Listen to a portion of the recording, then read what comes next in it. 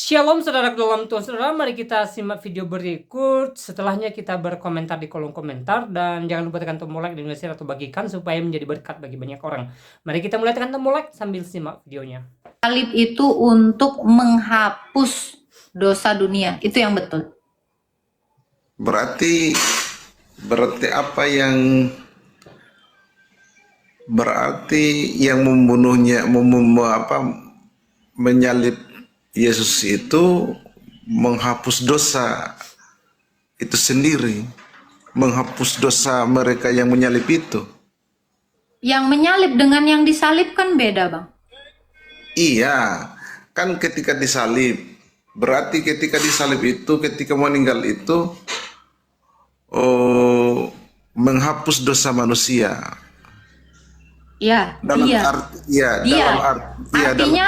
artinya dia sendiri, Yesus itu sendiri yang menghapus dosa, bukan orang lain. Karena dia kurbannya. Semua orang yang membun-bunnya, yang tidak membun-bunnya, kamu pun, dosa kamu dihapus kalau kamu menerimanya. Kalau kamu nggak menerimanya, ya enggak lah. Karena hanya orang yang meminta dihapus dosanya oleh Tuhan Yesus yang dihapus dosanya lah. Kalau kamu nggak minta, ya dosa kamu tetap ada pada kamu. Semua orang harus meminta dihapuskan dosanya oleh Tuhan Yesus. Iya, oke, saya masuk.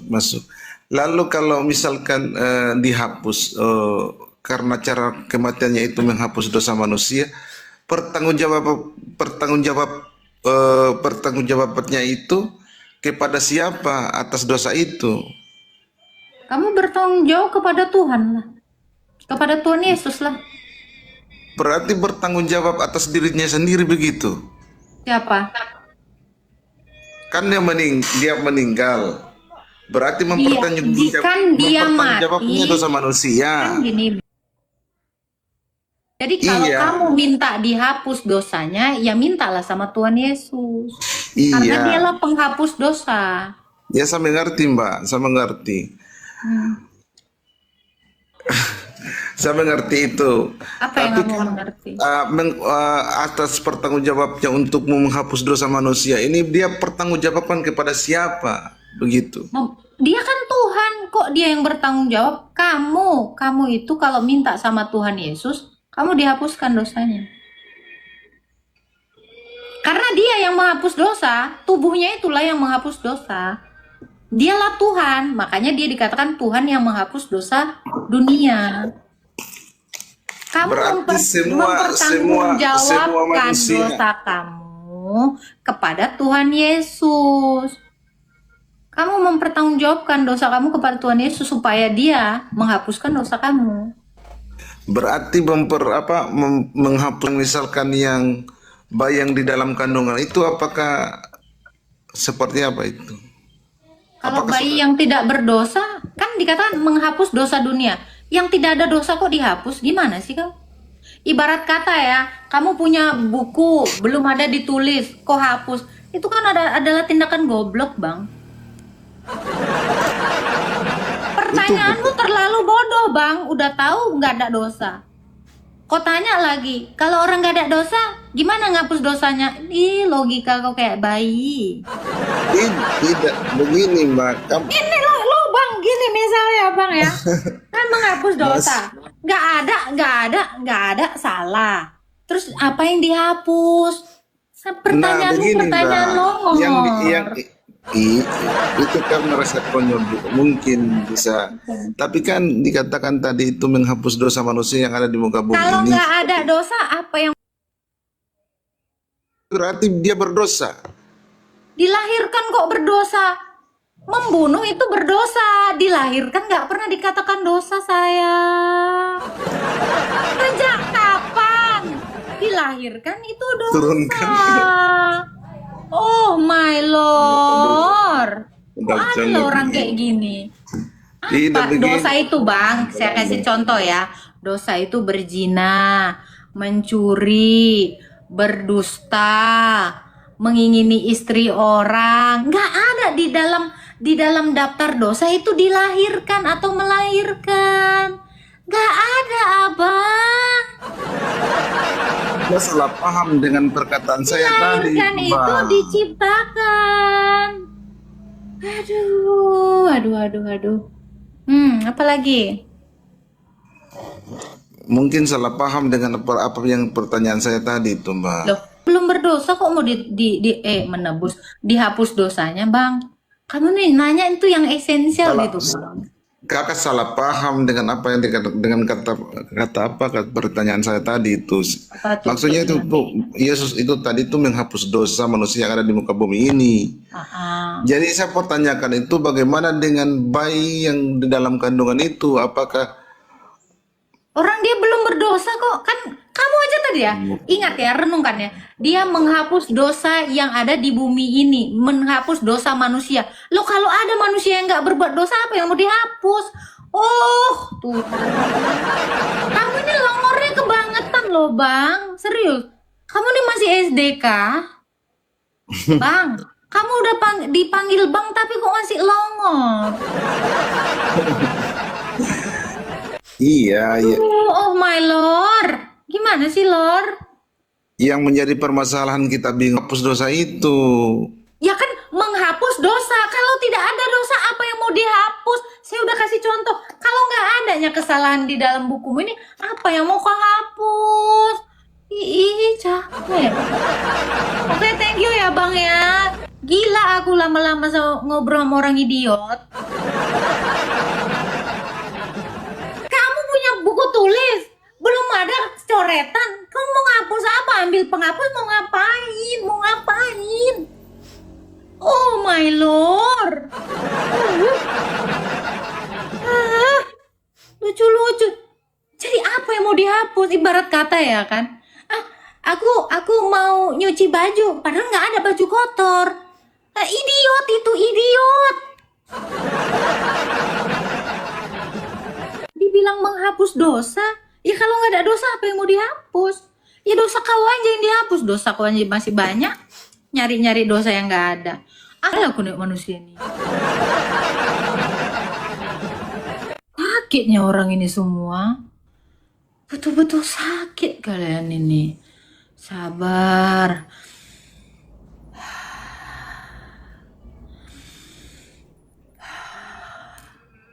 Emang ya, ilah zaman ini ya membuat kamu buta. Udah kau aja lah ngobrol sama abang itu.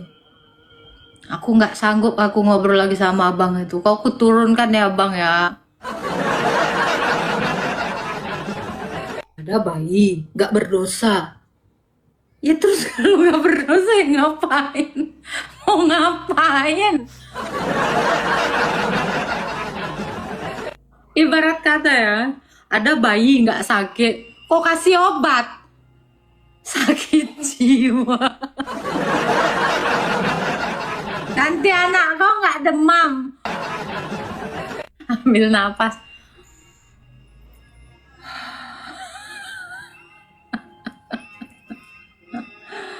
Oh.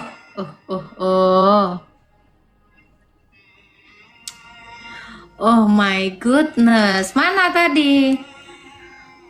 Ada. Kita naikkan lagi ya. Tolong, kalian jangan jadi gila di sini ya. Halo Pak Bani. Ya, aku mau nanya nih, lanjutin yang tadi. Jadi yang Mana? Bapak udah naik tadi emang? tadi kan ada yang naik barusan. Ya banyak Pak yang naik. Bapak Barusan. Oke, silakan. Jadi Yesus itu menghapus dosa buat kita apa buat orang Kristen aja? Semua orang, siapa yang mau lah. Kayak gimana? Ya jadi Kristen. Di mana ayatnya menjadi Kristen itu? Coba. Apa? Di mana ayatnya Apanya? kalau kita menghapus dosa harus jadi Kristen di mana? Coba aku mau buka di sini. Di mana? Oh, Matius 28 ayat 19. Apa bunyinya di situ? Ya kan katanya mau lihat di situ, ya udah baca lah. Enggak, katanya kalau ingin dihapus dosa harus jadi Kristen. Di Oke. mana? Pergi Coba. dan jadikanlah, ini perintah Tuhan Yesus kepada muridnya ya. Pergi dan jadikanlah semua bangsa muridku. Murid itu kan disebut Kristen. Oh, jadi Ya. nggak bangsa Dan murid, baptislah, bentar. Dan jadikanlah semua bangsa Kristen. Dan baptislah Kristennya? mereka dalam nama Bapa. Nah kan, baptislah dalam nama Bapa dan Anak dan Roh Kudus. Makanya orang Kristen itu harus dibaptis. Nah, Enggak. dan ajarlah mereka Kan di situ jadi mau. melakukan segala sesuatu yang aku perintahkan kepadamu. Disuruh melakukan, ya kan? Nah, apa yang dia perintahkan? Ekaristi atau perjamuan kudus. Ya. Jadi Di kalau situ kamu dijadikan sudah murid, dijadikan murid di situ, tandanya Yesus guru, bukan Tuhan di situ. Coba lihat. dia guru dan Tuhan, makanya kan diajarin. Tuh guru Tuhan gimana ceritanya? Oke, kalau sekarang saya guru tanya Tuhan, kamu, coba. apakah Kalau Allahmu Tuhan tidak mengajarin Enggak, kamu dia tanya, jadi? tadi kan belum selesai. Apakah Allahmu tidak mengajarkan kamu sholat? Murid, Nah, pantas kau nggak ada Allah, nggak pernah diajarin Tuhanmu. Turun kau. Ya iyalah, dia Tuhan yang mengajar. Pantas kau nggak pernah ada aturan. Kenapa? Orang Tuhan kau nggak ngajarin kau akhlak. Tuh, makanya ikut Tuhan Yesus. Biar kau tuh sopan. Gimana sih? Ya kalau Tuhan dikatakan mengajar, artinya Tuhan guru tidak? Iyalah, harus. Gimana sih? Besok-besok kamu jangan kayak gitu. Itulah. Aneh kalian, makanya kalian nggak tahu cara hidup yang baik. Orang nggak pernah diajarin. Besok-besok harus diajarin. Ya.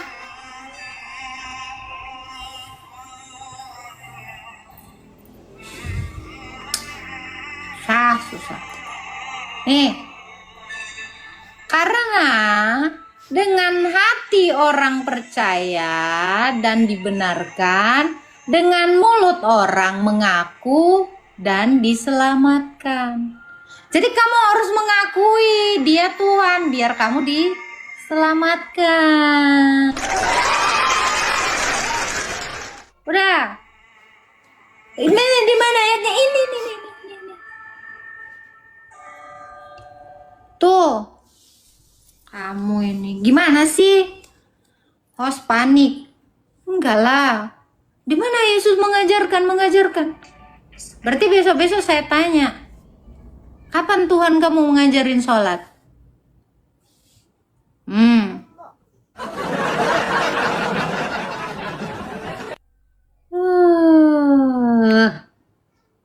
Jangan kayak gitu. Kayak orang longor. Males aku nengok kau. di-kick lah. Dah. Sekarang saya tanya kan, katanya tadi bilang Yesus guru dan Tuhan. Saya tanya, Tuhan di mana, guru di mana? Coba saya tanya. Tuhan di mana, guru di mana? Di dunia inilah. Kan Tuhan nggak bisa turun ke bumi, Bu. Di mana ayat yang mengatakan Tuhan nggak bisa turun ke bumi? Lah ada kok datanya kan di Biblia. Oh, jadi Tuhan tuh jadi Tuhan bisa turun ke bumi. Sejak kapan Tuhan turun di bumi? Sejak Saya kapan? tanya Coba. kamu. Coba datanya coba. Kapan hari Tuhan diatur sama mulut kamu? Tuhan Ya, nggak boleh Tuhan datang ke bumi. Kristen. Coba. Gini, saya tanya abang. Di mana ayatnya Tuhan nggak boleh turun ke bumi? Di mana ayatnya? Di mana ayatnya? Tuhan nggak boleh turun ke bumi. Kau cari dulu ayatnya. Kamu ini tiba-tiba bikin ayat sendiri. Saya bisa tunjukkan di Quranmu bahkan. Ya, saya bisa tunjukkan di Quranmu bahwa Allahmu itu turun ke bumi. Sama saya.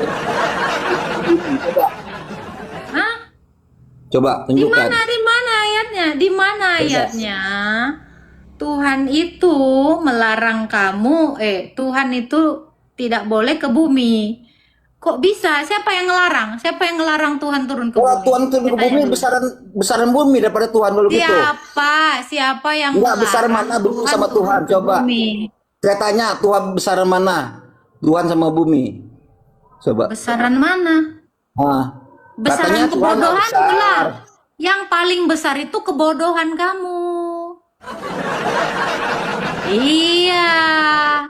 Kalau kau bilang Tuhan tidak turun ke bumi secara dia besar, berarti dia memenuhi segala sesuatu, termasuk bumi. Kejadian 2, Kalau 6. sempat, kalau sempat Tuhan itu tidak ada di Kejadian bumi, 2, 6. bro. Dengar, renungkan ya. Kalau sempat Tuhan tidak ada di bumi, maka Tuhanmu itu kecil, lebih kecil daripada bumi.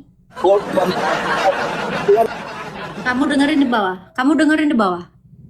Kalau sempat Tuhan itu dikatakan maha besar, tapi ada suatu ruang yang tidak dia tempati, maka dia kecil. Loh, pikir, kalau dia tidak turun ke bumi, dia tidak ada di bumi, ya, berarti semesta ini lebih besar dari dia. Kenapa? Ada semesta yang tidak dia tempati. Ini kamu. Makanya saya bilang, kebodohan kamu itu lebih besar dari saya. Itu pakai logika. Gue pakai logika. Lu pakai apa? Longor. Ya kali. Katanya besar. Tapi ada semesta yang tidak dia datangi. Hah?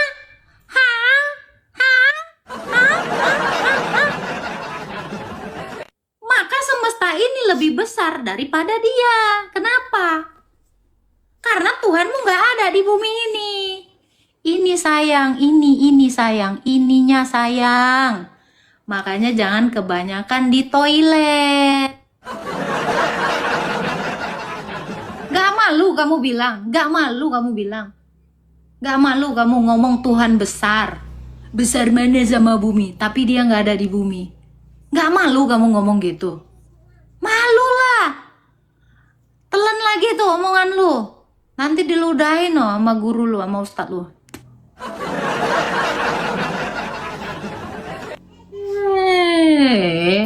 Logika kau aja secete itu. Terus kau mau ngomong apa sama saya? Pikir Bani, pikir.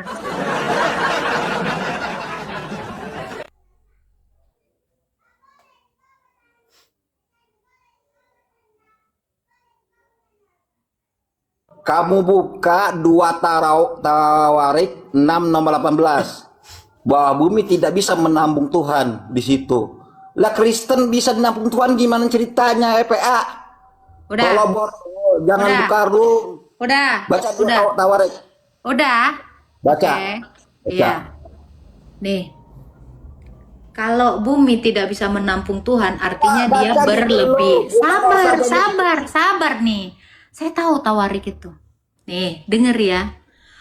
Bumi ini tidak bisa menampung dia. Karena apa? Berlebihan. Tidak bisa ditampung bukan artinya dia tidak di situ. Oon.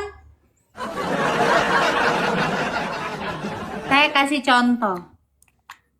Bumi ini kan kecil. Dia lebih besar. Kalau dia di sini, ini kan tidak bisa ditampung. Artinya apa? Berlebihan. Bukan artinya nggak bisa ditampung, dia nggak ada di sini. On. Bumi tidak bisa menampung dia karena besarnya ini. Karena kan bumi ini ibarat segini. Ya dimasukkan pun berlebih. Ngerti nggak? Tapi apakah artinya dia tidak ada di sini? Ya ada. Bahkan dia melampaui yang kamu duga. Itu maksudnya bumi tidak bisa menampungnya. Ngerti nggak, On? Kamu nggak usah ngomong logika sama saya, Oon. Satu ember nggak bisa ditampung sama satu gelas. Tapi ada kan air yang satu ember itu di gelas itu? Iya, hanya semampunya gelas itu menampungnya.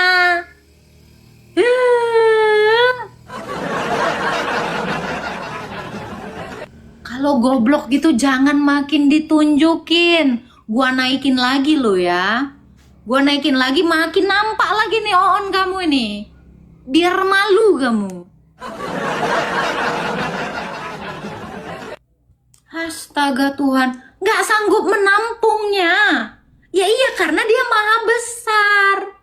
Tapi dia bisa toh di situ bisa.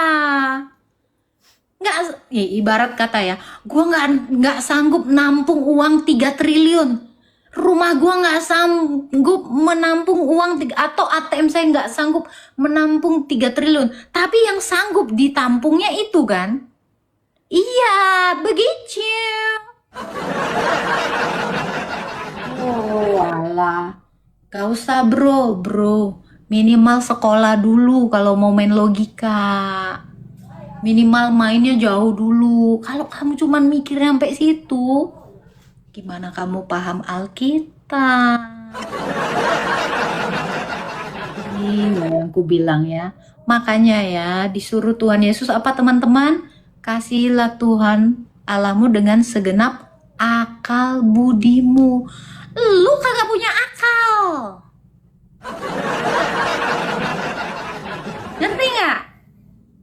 Iya, gorengan satu panci itu enggak, iya itu piring kecil nggak sanggup menampung gorengan satu panci. Yang sanggup ditampungnya aja kan.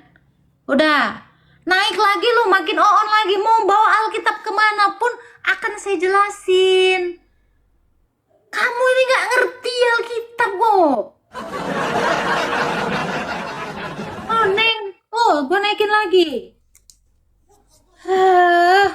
Itulah kata Edis bener kan, lu blow on. Nah di sini ke blow on. Ada lagi lu. pertanyaan kamu? Enggak, di sini kata Edis lu blow on. Ada lagi pertanyaan kamu. Sekarang gue tanya, lu baca dulu 2 Tawarik 6. Tuh, itu tau nggak? Ketika dia mengatakan orang lain, ya selain dia Oon, sekarang dia cari temen. Ini yang namanya narasi patungan. Nggak sanggup sendiri, bawa teman. Masa satu Agatha dilawan rame-ramean? Lu itu menunjukkan kualitas lu itu rendah. Emang iman lu iman patungan. Narasi lu narasi patungan. Sendiri dong kayak gue. Ya, bani rame-rame. Lu mah namanya bani patungan. Gak malu lu bawa narasi orang, gak malu. Malu dong, kampung. Biasa suka rame-rame, abis itu apa? Geruduk. Emang itu bani geruduk, bani patungan, bani rame-rame. Udah gua bilang, lu semakin naik ke sini, lu makin menunjukkan kualitas lu, ya. Borongan. Kampung. Besok bawa pendeta, bawa siapa lagi kamu? Semua orang kamu bawa aja semua ke sini. Kamu nggak bisa ngadepin saya sendiri kok bawa orang. Padahal aku kan cuman cewek yang lemah lembut dan kismin. Nanti mau bawa narasi siapa lagi? Iya Cibini, lucu aku nih orang ini. Ya, Tante Tobrut, kalau kesini tuh bawa orang. Lu nggak pede kah dengan dirimu sendiri? Gua aja live itu nggak bawa orang.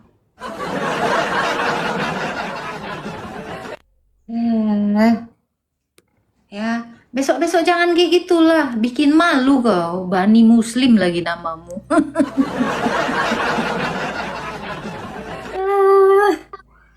Oke, halo, Umar. Halo, Ya, Islam atau Kristen? Islam, Mbak.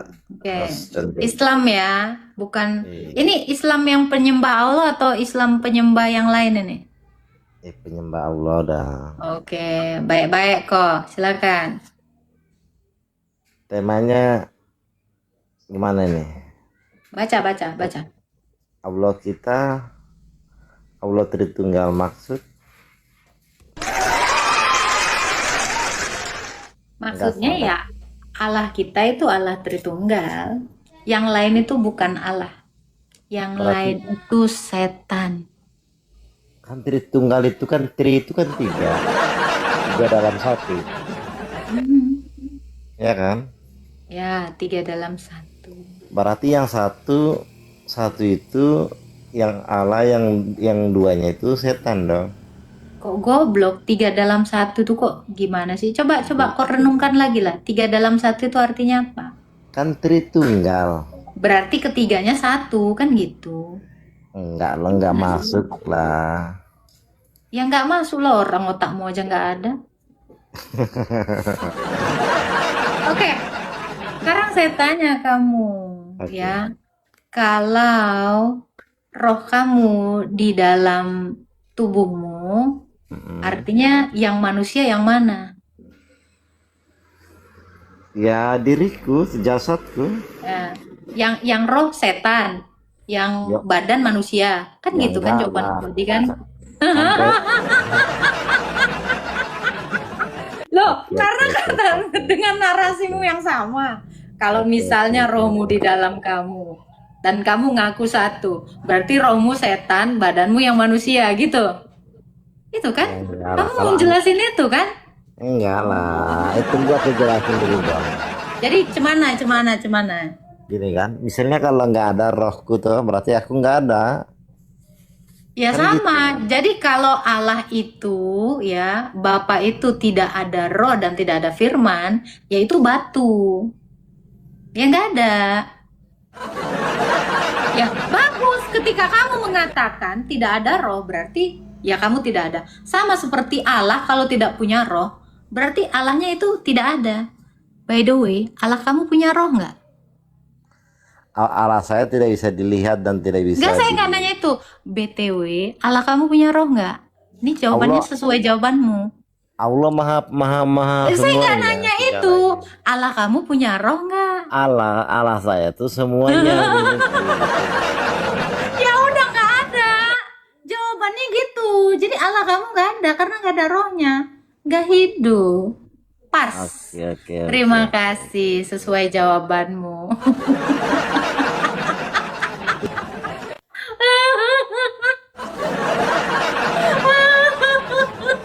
Kan kata dia, kalau saya nggak ada rohnya ya saya nggak ada. Ya sudah, kalau Allah kamu tidak punya roh, ya tidak ada. Apalagi yang mau kita bahas? Bye. Saya hanya menjawab dengan timbangan kamu. Makanya kalau Allah tidak memiliki roh dan tidak memiliki firman, ya nggak ada. Makanya nggak bisa ngomong nih. Dia nggak punya firman, nggak punya roh. Ya nggak ada. Ini nggak Allah. Ini namanya nggak Allah. Jadi kalau nggak Tritunggal itu nggak Allah. Udahlah, aku capek kali dengan orang-orang tolol hari ini. Gak pernah semua ini dengan orang-orang aan.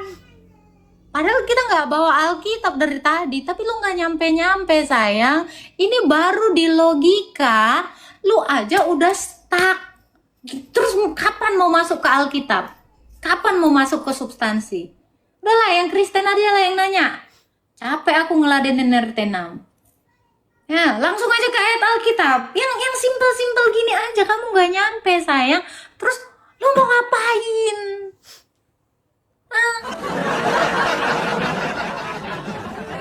Dari tadi loh. Ya ampun, hidup gak pernah seplet ini. Ayo, yang lain. Kita bahas substansi. Kristen. Saya butuh orang Kristen. Saya mau membahas ini. RT6 dari tadi nggak nyambung. Males aku. Nggak sampai-sampai gitu mau ngebahas Alkitab. Logika yang kurang. Oten dah, oten. Gua males sama RT6. Udah, renungkan saja itu tadi, logika-logika yang saya buka tadi, ya. Perlu kamu merenungkan sesuatu. Karena memang ini pengetahuan umum dan itu ada di Alkitab semua. Oke, halo. Silakan, Marun. Halo.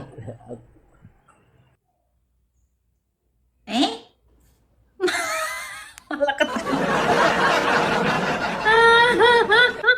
Malah ketawa. Udah imani aja lah iman kalian itu. Aku mau oten dong. Yang kayak tadi aku mau ngajarin Alkitab. Aku bosan ngajarin RT6. Dodol-dodol semua. Logikanya juga nggak nyampe.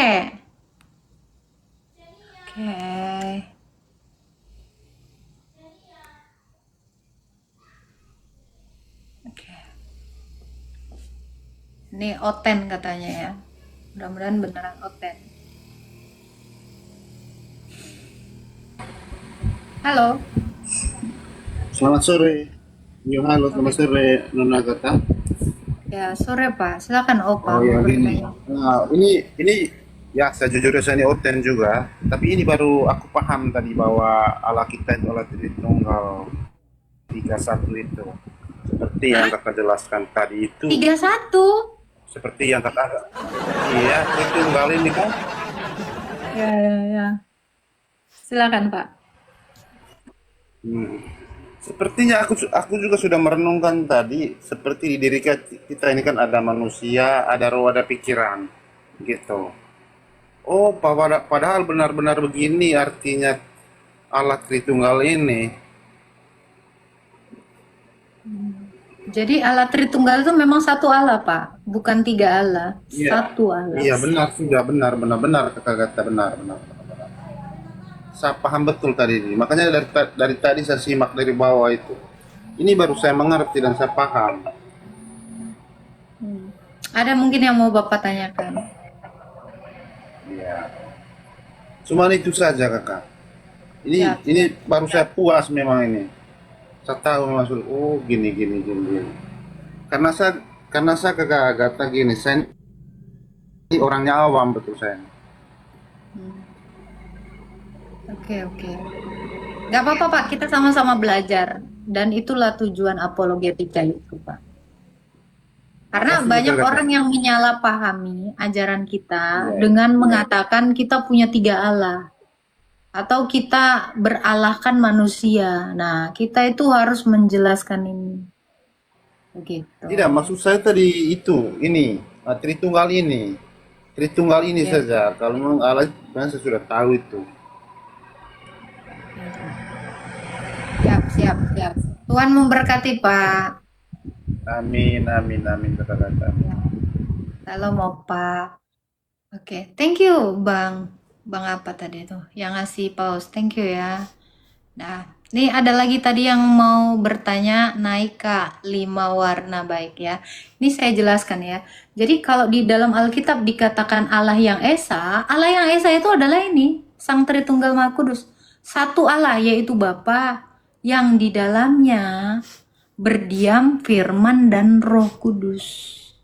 Gitu. Jadi kalau Allah itu satu tapi tidak memiliki firman dan tidak memiliki roh, ya tidak ada. Itu mati. Harus hidup. Jadi kalau Allah kita tidak hidup, ya kita tidak akan bisa hidup. Dengan apa dia menghidupkan kita? Pasti dengan rohnya kan? Dengan apa dia menciptakan kita? Pasti dengan firman-Nya. Makanya Allah yang satu yaitu di dalam Kejadian 1 ya. Pada mulanya Allah menciptakan langit dan bumi. Roh Allah melingkupi samudra raya. Berfirmanlah Allah. Jadi Allah itu mencipta melalui firman dan roh.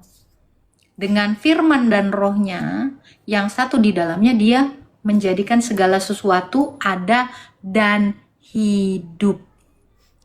Begitu. Oke, siapa tadi 5 warna ini ya? Kristen ya? Ya. Halo Oke, Kak, halo. Ya, silakan. Mau bertanya apa? aku Oten Kak, cuma aku mau menanya soal berpuasa. Boleh. Karena selama ini tentang berpuasa ini kayak informasinya kurang jelas gitu. Kapan kita mulai, kapan kita selesai. Terus Ini kita sedang puasa ini. hal yang Puasa para rasul selama 2 minggu. Sudah jalan ini minggu pertama dan minggu depan. Jadi 2 minggu. Puasa itu dimulai dari petang kembali ke petang. Nah itu 1 hari 1 malam. Karena di dalam Alkitab dikatakan ya, jadilah petang, jadilah pagi, itulah 1 hari. Kalau puasa kita itu kan 1 hari 1 malam, ya kan? 24 jam. Jadi dimulai dari petang kembali ke petang. Kita bisa memulai puasa kita itu dari pukul 3 sore. Gitu. Dari petang lah. Masuk namanya petang kamu sudah bisa berpuasa. Nah, nanti kembali lagi ke petang kamu buka puasa. Baru lanjut lagi gitu. Kalau ada puasa 40 hari 40 malam, ya kamu lakukan itu. Puasa 40 hari 40 malam itu biasanya prapaskah ya Pak ya. Menjelang kematian Yesus. Tahu? Puasa prapaskah. 40 hari sebelum Paskah. Menjelang kebangkitan Yesus, bukan kematian, kebangkitan. Nah itu, lalu ada 30 hari, puasa 30 hari itu menjelang kelahiran Yesus, menjelang inkarnasinya. Namanya puasa Advent. Dalam puasa itu kita menanti-nantikan kelahiran Yesus. Kenapa? Tapi cakupan waktu berpuasa ini tetap sama gitu ya, dilakukan pada saat petang. Sama. Bedanya adalah ya puasa prapaskah kita berpantang. Jadi kita tidak makan makanan produk dari hewan, vegan. Jadi kita hanya makan biji-bijian dan buah-buahan aja atau sayur-sayuran. Itu ada di Kejadian 1 ayat 29. Jadi sejak semula ya kita ini diciptakan hanya makan buah-buahan aja. Nah, jadi puasa prapaskah ini kan masa di mana penciptaan ulang. Jadi kebangkitan Yesus itu adalah penciptaan ulang, Pak. Itu.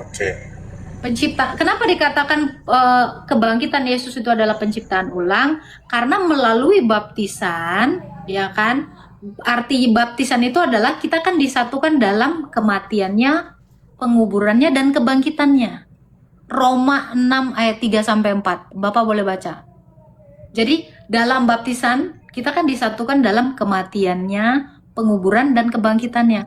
Makanya puasa prapaskah ini adalah kita masuk kepada penciptaan awal.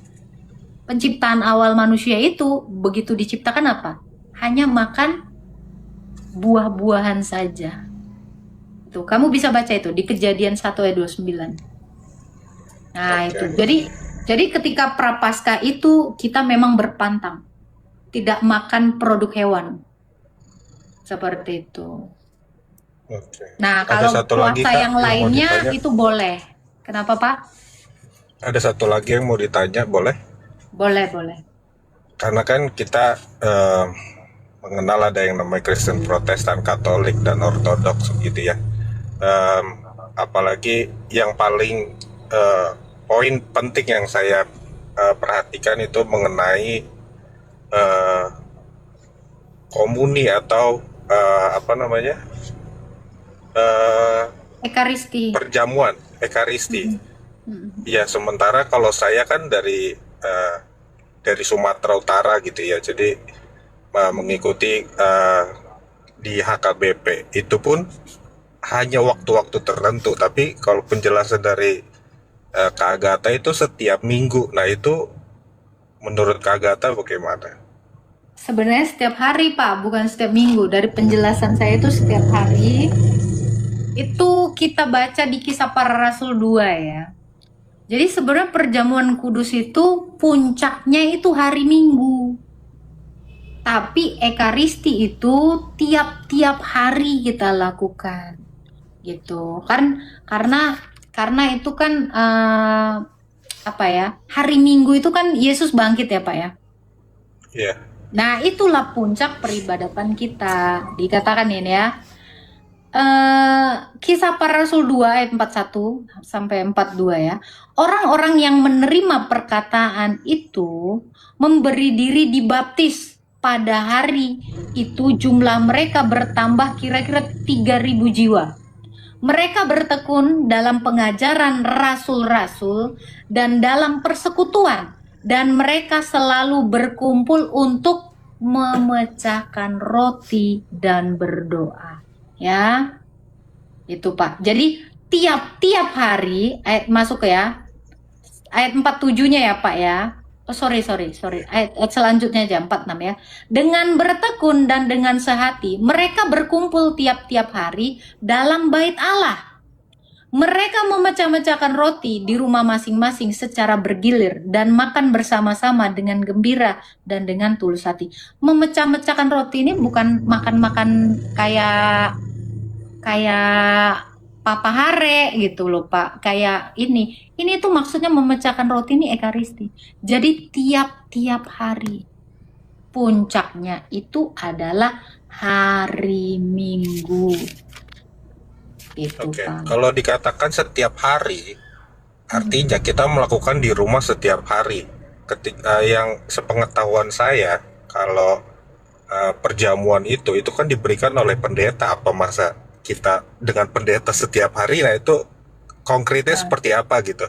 Oke, bukan seperti itu kan, bukan di rumah Pak. Jadi gini kan, dalam persekutuan. Tadi dengar gak? Tadi saya baca. Yeah. Mereka berkumpul. Jadi berkumpul ya dengan imam itu. Memang tiap hari. Jadi di gereja itu bukan bicara bangunan ya. Gereja itu kan bicara kita. Bangunan kalau tidak ada orangnya, tidak ada gerejanya kan tidak dikatakan bangunan gereja. Nah, jadi berkumpul memang tiap-tiap hari untuk ekaristi. Gitu. Memang seperti itulah hidup kita sambil kita menanti-nantikan Tuhan Yesus itu datang. Begitu. Kan perjamuan kudus itu tidak lama dilakukan. Gitu. Kalau Bapak tahu ya, orang-orang di dulu ya, dulu bahkan sampai sekarang orang-orang di Yunani atau di Rusia itu tiap pagi itu Pak disendokin sama imamnya itu. Bahkan kalau ada yang tidak ini datang ke rumah untuk memberikan itu. Baru setelah itu beraktivitas. Memang seperti itulah hidup kekristenan itu dari dulu. Nah sekarang ini bergeser karena apa? Ya tadi ya, perkembangan zaman, dinamika, orang bergereja gitu. Tapi di gereja saya memang tiap hari. Katolik dan Ortodoks itu tiap hari Pak, ekaristi. Jadi nanti kita semua orang itu datang ke sana. Karena kita tiap hari kan berdosa. Betul. Ya kan? Nah, kita ini harus mati dalam Kristus. Mati dalam Kristus ya mati dalam darah dan tubuhnya, yang adalah ekaristi tadi. Mati dalam Tuhan. Nah ini karena itulah Tuhan Yesus nyuruh kita apa di Alkitab? Berjaga-jaga. Berjaga-jaga yang dimaksudkan itu adalah ini Pak, ekaristi. Itu dia. Silakan. Oke. Ada lagi yang mau ditanyakan? Itu sih, bagaimana cara kita menjalani setiap hari sementara dengan culture saya di gereja saya itu yang hanya pada saat Paskah, pada saat Natal itu aja gitu, merayakan melakukan ekaristi itu gitu. Dan gimana caranya untuk mendapatkan itu gitu. Itu kan gereja yang berkembang sekarang, gereja modern. Gereja dulu itu seperti itu. Lalu bagaimana saya mendapatkannya? Bapak datang aja ke gereja saya. Iya, kita jadi tidak lagi memperdebatkan, oh yang ini kenapa nggak ada? Tapi carilah gereja. Jadi gereja yang didirikan Yesus itu pasti melakukan itu. Pasti. Sudah pasti. Itu gereja yang didirikan Yesus yang ajarannya dari para rasul. Jadi gimana caranya saya supaya dapatkan itu? Datang ke gereja saya. Datang ke gereja yang didirikan rasul. Karena itulah gerejanya Oke. Tuhan Yesus.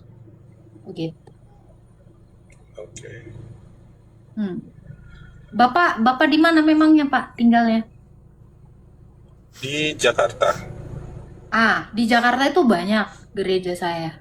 Ada Jakarta Barat, ada di Cinere, ada di Depok, ada di Tangerang, di mana? Di Bekasi ada. Nah, Bapak datang aja ke gereja. Ya, ada lagi yang mau Itu aja sih. ditanyakan, Pak? Karena mengganjal banget di pikiran memang soal tentang Ekaristi ini yang harus dilakukan setiap hari, dan soal itu tadi. Itu aja sih kayaknya. Baik, itu aja sih. Terima kasih Kak Agatha sudah Tuhan membantu. memberkati. Tuhan Yesus Shalom. memberkati. Iya, karena memang darah dan tubuh Yesus itulah yang menyelamatkan kita. Itulah perjamuan kudus. Di Bogor ada. Lucy kan kemarin udah yang di Bogor, di Harmoni BNR. Itu ada di Bogor tuh ada 2 ya. Ada di Padepokannya Romo, ada di BNR. Kamu datang aja ke sana, Lucy. Ya. Nanti saya kasih kontaknya ya. Gitu ya, teman-teman. Jadi kita ini sambil di Bekasi ada Kak Pure Life ya. Cari aja di website ya ortodox.id. Nanti keluar tuh paroki-parokinya, alamatnya, ada nomor Romo yang bisa dihubungin. Gitu. Jadi itu tujuan kita hidup kan untuk Yesus. Ya kan? Betul tidak? Yang untuk Yesus itu hidup untuk kita. Kita hidup untuk Yesus, kan gitu kan? Kita hidup untuk Allah. 1 Korintus 8 ayat 6. Jadi bukan untuk dunia ini kita hidup. Kita hidup itu untuk Allah dan kita hidup karena Yesus. 1 Korintus 8 ayat 6. Ini bagus sekali ayatnya ya. Ini. Ya kalau kita sudah menyadari hal ini ya kita bukan hanya bicara saja. Nih ya. Dikatakan ya. Namun bagi kita hanya ada satu Allah saja, yaitu Bapa, yang daripadanya berasal segala sesuatu dan yang untuk dia kita hidup, dan satu Tuhan saja, yaitu Yesus Kristus, yang olehnya segala sesuatu dijadikan, yang karena Yesus Kristus kita hidup. Jadi kita itu hanya bisa hidup karena Yesus yang adalah Allah dan manusia. Gitu. Jadi kita itu harus hidup untuk Allah, untuk kealahan Yesus lah penyembahan kita. Hidup kita persembahkan untuk Sang Tritunggal Maha Kudus, Bapa dalam firman dan dalam roh.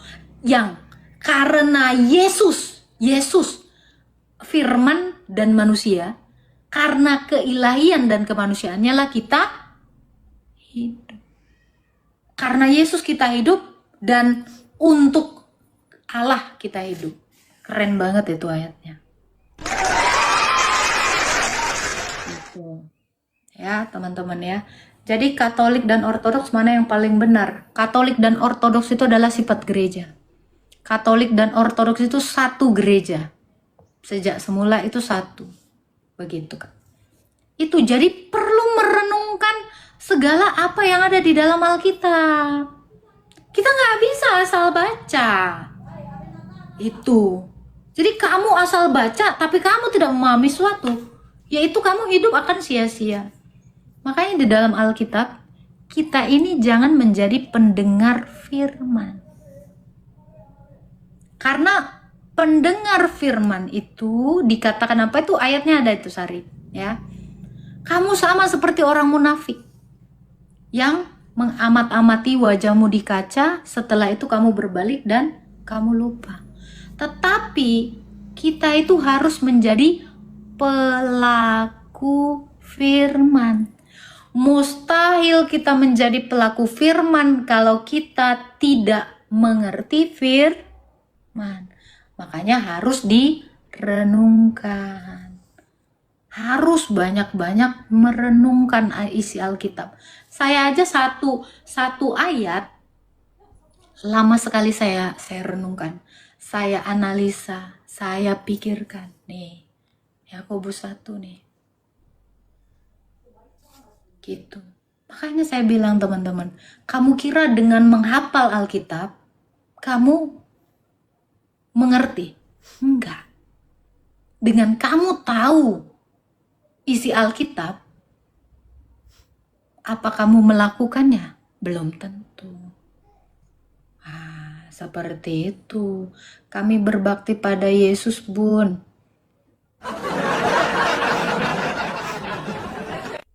Di Alkitab dikatakan ya, kita berbakti dan menyembah. Matius 4. Ya, ini ada kok ayatnya. Jadi berbakti saja tidak cukup, tetapi kita harus menyembah.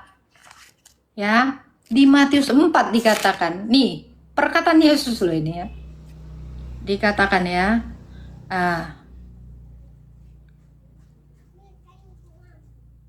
dikatakan Yesus di dalam Matius 4 ya, waktu dia ini dicobai iblis ya, dikatakan gini ya, dan berkata kepadanya, semua itu akan diberikan. Nah ini iblis ya, ayat 10, maka berkatalah Yesus kepadanya, nyala iblis, sebab ada tertulis, engkau harus menyembah Tuhan Allahmu dan hanya kepadanya lah engkau berbakti.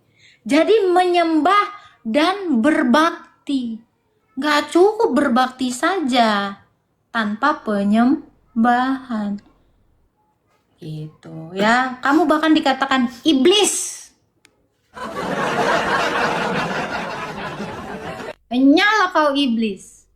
Hanya kepada Tuhanmu saja engkau harus menyembah dan berbakti kepadanya. Jadi menyembah dan berbakti. Gitu kan. Ini nih ya. Menyembah otomatis berbakti.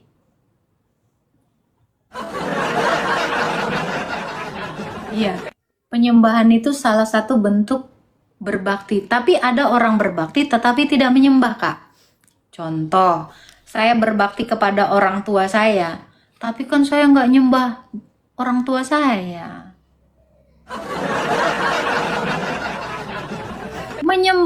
Penyembahan ini ya, salah satu bentuk bakti.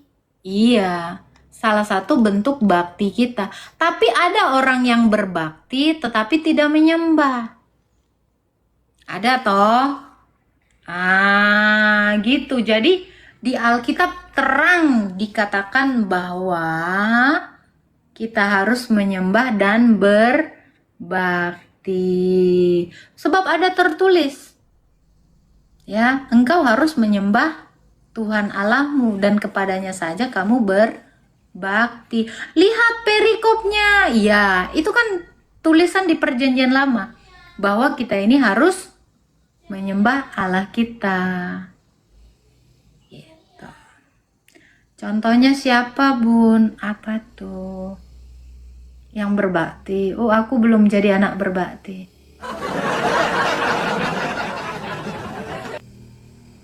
Iya. Hidup kita kan penyembahan.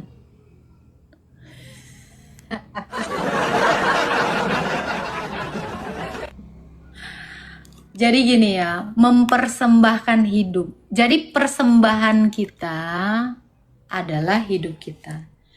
Hidup ini adalah persembahan. Bukan gitu ya?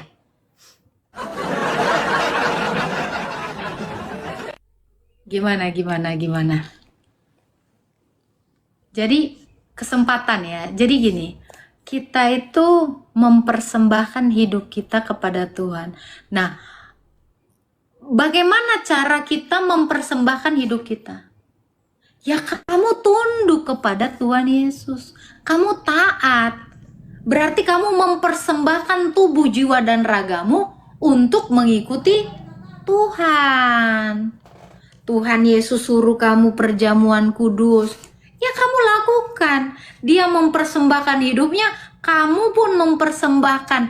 Sama-sama mempersembahkan hidup, Inilah yang dinamakan hubungan cinta kasih. Kamu mengorbankan hidupmu untuk taat kepada Tuhan. Tuhan mengorbankan hidupnya untuk kamu karena cintanya kepada kamu. Ini yang namanya apa? Kawin. Inilah perjamuan kawin anak domba. Gitu loh. Iya toh? Kenapa dikatakan perjamuan kambing anak domba? Sama seperti hubungan gembala dengan dombanya. Gembala menyerahkan nyawanya demi melindungi dombanya. Dombanya pun menyerahkan nyawanya sepenuhnya kepada gembalanya. Betul tidak? Ini sama seperti hubungan suami istri kan begitu. Tubuh istri milik suami, tubuh suami milik istri. Tubuh Yesus dan darah Yesus sudah diberikan kepada kita. Maka darah dan tubuh kita, darah dan daging kita juga kita persembahkan untuk seturut dengan Tuhan Yesus. Gitu kan hubungannya kan? Itu kan hubungan kasih itu. Hubungan cinta kasih. Inilah yang dikatakan manusia diciptakan Baik, menurut ini kita sudah gambar simak apa yang barusan Allah. dibahas dan dibicarakan oleh apologet Kristen ya, bersama dengan beberapa yang kemudian bertanya tentang iman Kristen ya. Banyak hal yang mereka bicarakan, salah satunya adalah kepada siapa Yesus datang dan siapa yang diselamatkan oleh Tuhan Yesus Kristus ya. Lalu saudara dalam Tuhan, pertanyaan semacam ini sebenarnya pertanyaan yang sangat bagus, karena melalui pertanyaan ini kita terus diingatkan untuk mengenal kasih daripada Tuhan Yesus Kristus ya. Nah, secara umum ya, seperti yang disampaikan oleh apologet Kristen di video tadi ya, Yesus datang kepada semua orang ya. Itu secara umum. Yesus mengasihi semua orang. Yesus menyelamatkan semua orang ya. Karena secara umum kasih Yesus itu kepada orang yang, semua orang yang akhirnya percaya kepadanya ya. Dan secara khusus Yesus datang kepada umat pilihannya ya. Siapa umat pilihan Yesus? Mereka adalah orang yang mengenal Yesus sebagai Tuhan. Mereka yang kemudian percaya bahwa Yesus adalah Allah yang sejati. Mereka adalah umat pilihan yang akhirnya memutuskan untuk mengikut Yesus. Itu Yesus datang kepada mereka secara khusus gitulah ya. Tetapi kita perlu tahu bahwa setiap orang yang mengaku Yesus adalah Tuhan ya, firman Tuhan berkata bahwa itu tidak berasal dari dirinya sendiri, tetapi itu oleh kuasa Roh Kudus Tuhan ya. Roh Kudus Tuhan yang memeteraikan dalam hati manusia bahwa Yesus adalah Tuhan, sehingga orang percaya mengatakan kepada Yesus, ya Aba, ya Bapa ya. Nah, kembali kepada kasih Yesus. Yesus mengasihi orang-orang yang percaya kepadanya ya, bahkan menyelamatkan mereka, menebus mereka melalui jalan salib, dan menyediakan sorga bagi orang yang percaya kepadanya ya. Inilah kenapa saya katakan bahwa Yesus begitu mengasihi umat pilihannya ya. Dia memberikan nyawanya kepada umat pilihannya ya. Tuhan Yesus berkata bahwa tidak ada kasih yang lebih besar daripada kasih seorang sahabat yang memberikan nyawanya untuk sahabat-sahabatnya. Ya. Nah, saudara dalam Tuhan sangat-sangat luar biasa, di mana kita sebagai orang Kristen, kita sebagai umat pilihan, kita punya Allah yang mengasihi kita dan menyelamatkan kita. Kita sebagai orang Kristen harus bersyukur kepada Tuhan, di mana kita dimenangkan, kita dimerdekakan, dan kita disediakan surga oleh Tuhan. Ya. Nah, saudara dalam Tuhan, selebihnya jikalau saudara punya komentar, silakan tulis di kolom komentar. Ya. Tuliskan komentar yang baik, yang positif, terutama komentar yang memuji memuliakan nama Tuhan, dan komentar yang memberkati kita sekalian. Ya. Jangan lupa tekan tombol like dan share atau bagikan video ini supaya menjadi berkat bagi banyak orang. Nah, salam Tuhan, kiranya damai sejahtera daripada Tuhan Yesus melimpah bagi kita semua. Dan kiranya Tuhan Yesus menyertai kita dari saat ini sampai selama-lamanya. Shalom.